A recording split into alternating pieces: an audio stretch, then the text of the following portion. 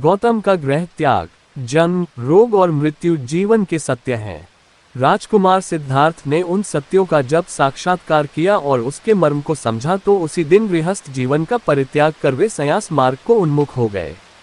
वह दिन आषाढ़ पूर्णिमा का था। मध्य रात्रि बेला थी।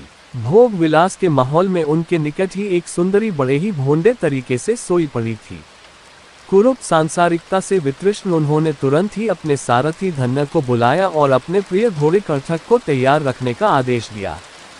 फिर वे अपने शयन कक्ष में गए जहां यशोधरा नवजात राहुल के साथ सो रही थी। उसी दिन राहुल का जन्म हुआ था। अपनी पत्नी और पुत्र पर एक अंतिम दृष्टि डाल उन्हें सोते छोड़ कर्तक पर सवार वे नगर की ओर निकल पड़े। रोकने के प्रयास में धन्ना भी उनके घोड़े की पूंछ से लटक गया। कहा जाता है कि देवों ने कर्तक के पैरों के टाप और हिनहिनाहट के शोर को दबा दिया और उनके निष्क्रमण के लिए नगर द्वार खोल दिए थे।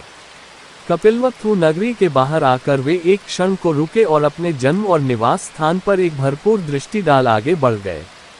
रात भर घुड़सवारी करने के बाद अनोगा नदी तक पहुंचे जो कपिलवस्तु से 30 भोजन दूर था। कर्तक ने 8 उसम चौड़ी नदी को एक ही छलांग में पार कर लिया। नदी की दूसरी तरफ उन्होंने अपने तमाम आभूषण उतार धन्य को दे अपने बल और दाढ़ी अपनी तलवार से काट हवा में उछाल दिए। सक चक्र इंद्र ने उन्हें आसमान में ही लपक तावतिंस लोक के चुल्लमणि चैत्य में प्रतिस्थापित करा दिया। ब्रह्म घटिकार ने तब स्वर्ग से उतर गौतम को कासाय चीवर तथा एक संन्यासी योग्य 7 अन्य आवश्यक वस्तुएं प्रदान किए। संन्यासी का रूप धारण कर गौतम ने कर्तक और धन्ना को वापस लौट जाने की आज्ञा दी, किंतु अपने स्वामी के वियोग को सहन नहीं करते हुए कर्तक ने वहीं अपने प्राण त्याग दिए।